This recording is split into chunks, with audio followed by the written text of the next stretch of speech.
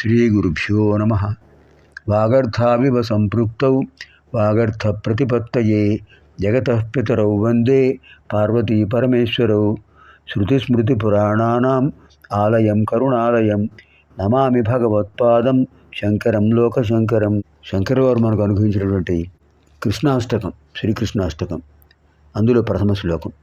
భజే వ్రజైకమండనం సమస్తపాపఖండనం స్వభక్తచిత్తరంజనం సదైవ నందనందనం సుపిచ్చగుచ్చమస్తకం సునాదవేణుహస్తకం అనంగరంగసాగరం నమామి కృష్ణనాగరం. ప్రత్యేకమైన ఛందస్సు. పంచచామర వృత్తం ఉంటారు. జరల్ జరల్ జగంబు పంచచాననంబ అంటారు. జర జర జగ అనే గణాలు ఉంటాయి. భజే వ్రజైకమండనం సమస్తపాపఖండనం స్వభక్తచిత్తరంజనం సదైవ నందనందనం సుపిచ్చగుచ్చమస్తకం సునాదవేణుహస్తకం అనంగరంగసాగరం నమామి కృష్ణసాగరం. అనంగరంగసాగరం, మన్మథుడిని మించిన అందగాడైన. నమామి కృష్ణనాగరం, నాగరం మధురానగరంలో అద్భుతమైన ప్రసిద్ధి పొందాడాయన.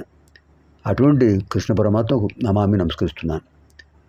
భజే వ్రజైకమండనం, వ్రజ గోపవ్రజం, నందవ్రజం అంటే వ్రేపల్లె, దానికి అలంకారం.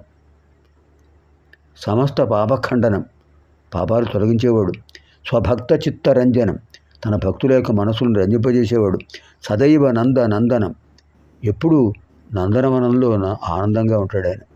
సుపిచ్చగుచ్చ మస్తకం, ఆయన శిరస్సుపై బర్హిపించం, నెమలిపించం అలంకరించబడుతుంటుంది. సునాద వేణు హస్తకం, అద్భుతంగా నాదం చేస్తుంటాడు వేణునాదం. అటువంటి వేణు చేతిలో ఉంది. అలాంటి స్వామిని నేను సేవిస్తున్నాను, నమస్కరిస్తున్నాను. భజే వ్రజైకమండనం సమస్త పాపఖండనం స్వభక్త చిత్తరంజనం సదైవ నందనందనం సుభిక్షగుచ్చమస్తకం సునాదవేణుహస్తకం అనంగరంగసాగరం నమామి కృష్ణనాగరం. ఇప్పుడు 82వ లహరి.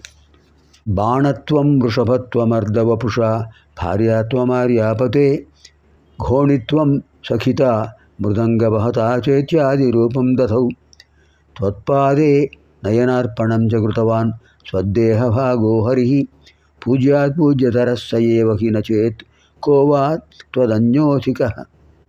స్వామి, నీకంటే అధికులు ఎవరైనా ఉన్నారా? లేరు. త్వదన్యః అధికః కోవా, కహావా.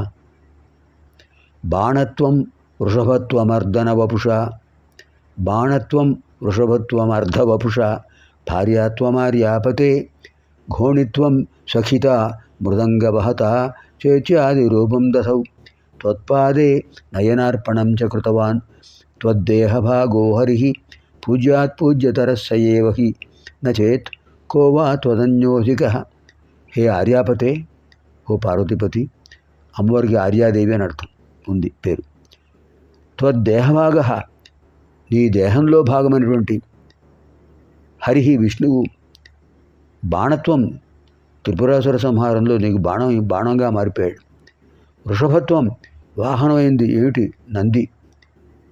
ఇంకా అర్ధవపుష, సగం శరీరంతో. భార్యాత్వం, కడతర్భావాన్ని. ఘోణిత్వం, పొందినటువంటి వాడెవరు? సగం శరీరం, అర్ధనారీతత్వం, నారీశ్వరతత్వం మీ విశేషమైన తత్వం కదా.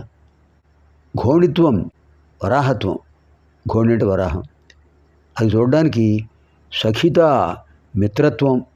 మృదంగవహతాచ, తాండవ సమయంలో మృదంగాన్ని వహించడం కోసం ఆ వరాహమూర్తి.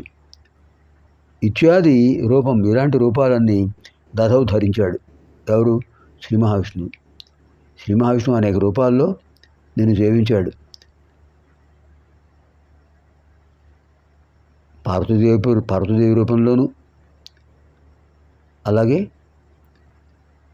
త్రిపురాసుర సంహారంలో నీకు బాణంగా మారాడు. అలాగే నందీశ్వరుడు రూపంలో నీకు వాహనంగా మారాడు. అర్ధశరీరంగా పార్వతీదేవిగా మారాడు. నువ్వు తాండవం చేసినప్పుడు వరాహనారాయణ స్వామిగా శ్రీ మహావిష్ణువుగా మృదంగా వాయించాడు. నీ పాదాలకు తన నేత్రాన్ని అర్పించాడు. అంటే సహస్ర కమలాలతో స్వామిని పూజించినప్పుడు ఒక కమలం తక్కువైతే ఆ నేత్రాన్ని సమర్పించాడు. ఎవరు? శ్రీహరి. అటువంటివన్నీ కృతవాన్ చేశాడు ఆయన. ఎవరైనా సయేవహి, ఆ శ్రీ మహావిష్ణువే. అంజితే ఆయన అంత గొప్ప స్థానం పొందాడు. పూజ్యాత్ పూజ్యతరహ, పూజించబడే వాళ్ళల్లో కంటే ఇంకా పూజించదగినవాడు. నచేత్, లేకపోతే తదన్య, ఆయనకంటే ఇతరుడు ఎవడైనా సరే అధిక కోవా, అధికుడు ఉన్నాడా? అందరికంటే అధికాన్ని పొందాడు శ్రీ మహావిష్ణువు. ఎందుకు పొందాడు? నిన్ను సేవించాడు కనుక. ఎలా సేవించాడు? ఓ పార్వతీపతి, నీ దేహంలో భాగమయ్యాడు విష్ణువు. త్రిపుర సంహార కాలంలో బాణంలా అయ్యాడు.